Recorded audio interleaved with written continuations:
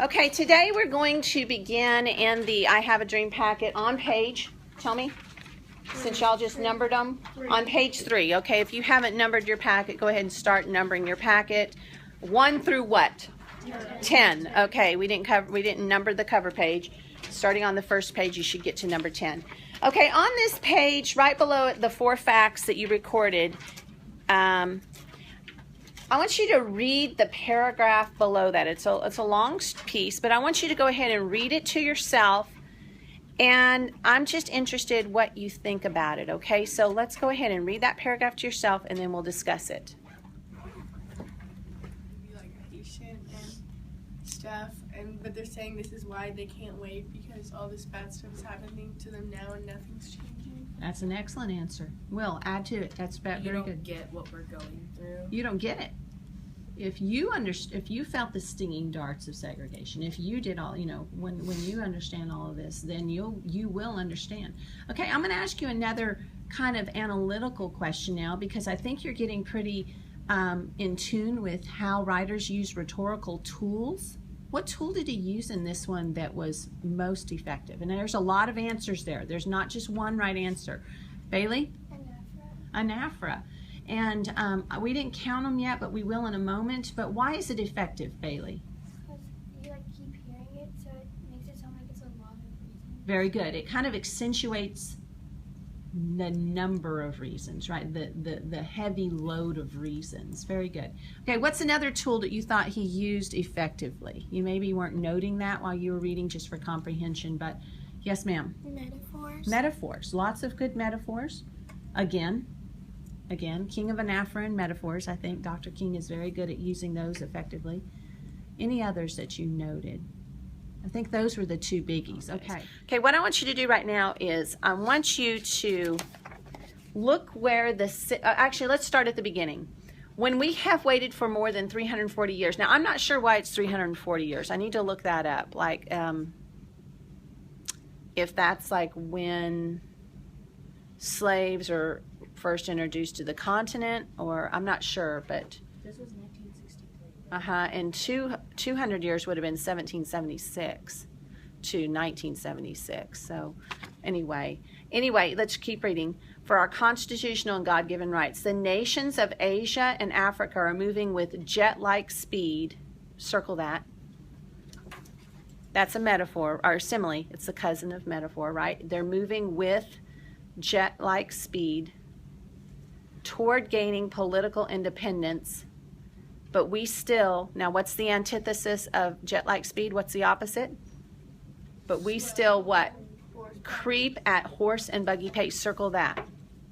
So you have antithetical metaphors there to accentuate something, okay? So in Africa and Asia, they're moving like with jet-like speed toward gaining political independence, but in America, we still creep at horse and buggy pace toward gaining a cup of coffee at a lunch counter. Now, actually, these are both metaphors. Okay, is that powerful, the way he kind of puts those opposites together? I really like that part. Okay, now we're going to get to the point where I really want you to highlight a few things, okay? Perhaps it is easy for those who have never felt the stinging darts of segregation to say, wait. Okay, now put a little star after the word wait. Put a star there. Show you. There's the star. And the sentence starts with what word? But. So a conjunction. All right. And I want you to highlight in that sentence all the adverb clauses. What subordinate conjunction starts the adverb clauses? What word? No. When. Okay. So highlight all the when yous.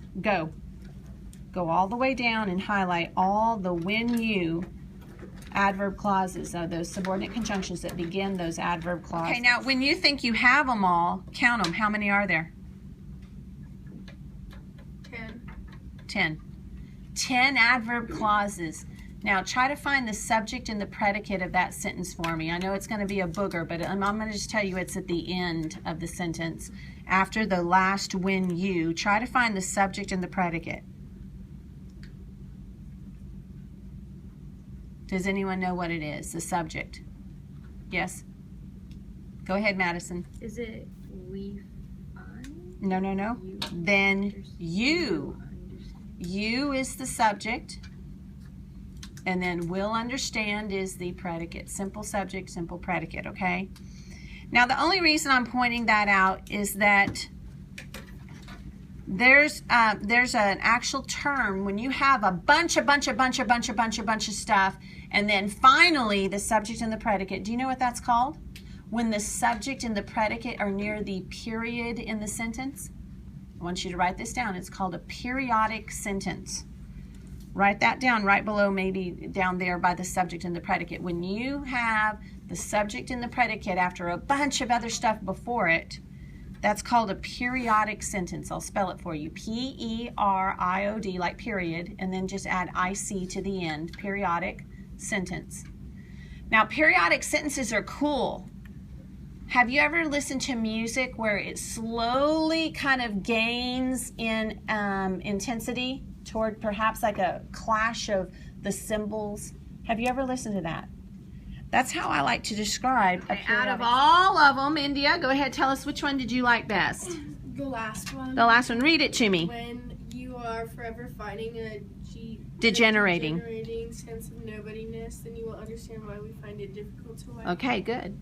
And I think that's really what racism and segregation does, is it makes someone feel less than who they were meant to be, you know, who they could be. Okay, Will, did you have an opinion as well? Which one did you like? When you suddenly find your tongue, do you want me to read it? It's a long one, right? That's the huge one. I'm going to read it aloud, and I'm going to accentuate with my voice some words, and I want you to circle those words. Are you ready? Okay. When you suddenly find your tongue twisted and your speech stammering, and you need to explain to your 6-year-old daughter why she can't go to the public amusement park that has just been advertised on television, and see tears welling up in her eyes when she is told that Funtown is closed to colored children, and see ominous clouds of inferiority beginning to form in her little mental sky, and see her beginning to distort her personality by beginning an unconscious bitterness toward white people, developing an unconscious bitterness toward white people. Is that an Okay. No, it's not an afro. What is it when you use many conjunctions? Rena? Polysyndeton. That's right. So write that on the side over there. Polysyndeton. Just kind of write it up and down or sideways, whatever. Now, polysyndeton is used quite often to make something seem bigger, larger, and like if I was a housewife and I was complaining to all my family, like I often do, I have already gotten up this morning and made the beds and made the breakfast and did the dishes and took out the trash and swept the floor and started the laundry and dusted, and you're just getting up. What am I accentuating? That I'm overworked and that I'm mistreated, right? Okay, and I do a lot. That's right. So Dr. King uses and there to kind of accentuate what? There's a lot of problems going on, especially with his little girl. That's what's so sad. I think that's one reason why it's so touching. Well, did you choose that one because it's long or because it kind of talks about his children? It talks about like all of the Negro community. Okay, all of the Negro community and especially children. Why are children and animals so sensitive to us? Why is that? Why do they have a better emotional appeal than, let's say, adults? Yes? Because they're both innocent. Yeah, that's right. And so he does tweak on that a little bit. Okay, I want you to circle number 5 at the bottom. King uses antithetical metaphors effectively at the beginning of the passage above. To, and then write to. Cross out the question mark at the end. That's kind of a typo. Did I do that already? No, I need to fix that. Okay. To do what? Why does he use those antithetical metaphors, jet-like speed and creep at horse and buggy pace? What is he really trying to accentuate there? And you'll answer that in a moment. Turn the page right now. All right, and I'm going to put up on the board here the definitions you need to know. It's nice that all of these definitions will be in one packet, because when you go to study for the rhetoric exam, this packet and the I Have a Dream packet are going to be wonderful aids to you. Okay, so write down the definition for anaphora and periodic sentence. Pause the video if you need to get all this down. Okay, right now, I want you to circle number 6 and 9. It looks like 6, 7, 8, and 9, but just circle 6 and 9 because I'm going to give you the answer to number 7 and 8 right now, okay? Number 6, cross out how does, and the sentence reads, King uses the repeated words when you to accentuate what? Okay, so you're going to answer that on your own in a minute. But number 7, we've already answered this. How many adverb clauses? 10. And then number 8, write the subject and the predicate of the sentence. Okay, so simple subject and simple predicate, and label them. You will understand. Okay, that's the subject and the predicate at the end of this periodic sentence. And then number 9, the periodic sentence is effective because. Why is a periodic sentence so cool? Why is it cool to leave that subject and predicate to the end of the sentence?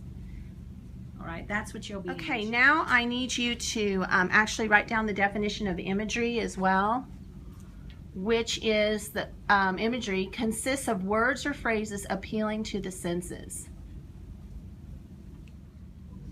All right, now you're going to do number 11, 12, and 13 on your own. Number 11, I want you to highlight 3 or more of King's most powerful images in that paragraph we just read. And imagery, you can actually see it, hear it, taste it, touch it. Okay, we went through the 5 senses earlier. And then number 12, you're going to answer the question. He uses these images to blank appeal to the clergyman. This is going to be either emotionally appeal, logically appeal, or ethically appeal, and you get to choose. And then number 13 is really important. You're going to tell me your text in quotes. The most powerful image is, and then you're going to put it in quotes. The part of this sentence that's really going to matter, where I'm going to grade it pretty stringently, is after the word because. And this is where you defend why that image is so powerful, why it would have affected the audience. Okay? That's the end of today. So just wrap this up, and then tomorrow we'll start on the next page, which is number 10, I believe. We'll start on page 10 tomorrow.